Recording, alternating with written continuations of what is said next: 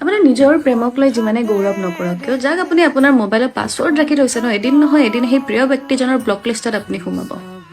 এদিন নহয় এদিন সেই ব্যক্তিজনৰ মাতষাৰ শুনিবলৈ আপুনি উচুপি উঠিব। এদিন নহয় এদিন সেই ব্যক্তিজনে আপোনাৰ আত্মসন্মানক ভৰিৰে মোহাৰি পেলাব।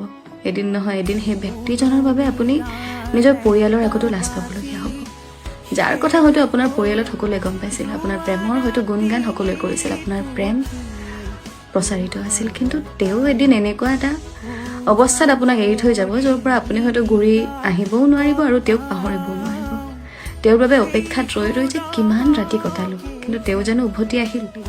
তেওঁৰ প্ৰতি সেই মনত থকা ভাৱকণ এতিয়াও সলনি কৰিব নোৱাৰিলোঁ। অপ্ৰিয় হ'লেও সত্য কথা, আমি তেওঁক এতিয়াও পাহৰিব নোৱাৰিলোঁ। সদায় যেন তেওঁৰ প্ৰতি মনত মৰমহে আছিল, সদায় যেন তেওঁৰ প্ৰতি মনত প্ৰেমহে আছিল, আৰু সদায় আমি তেওঁক কেৱল ভাল পাই থাকিলোঁ।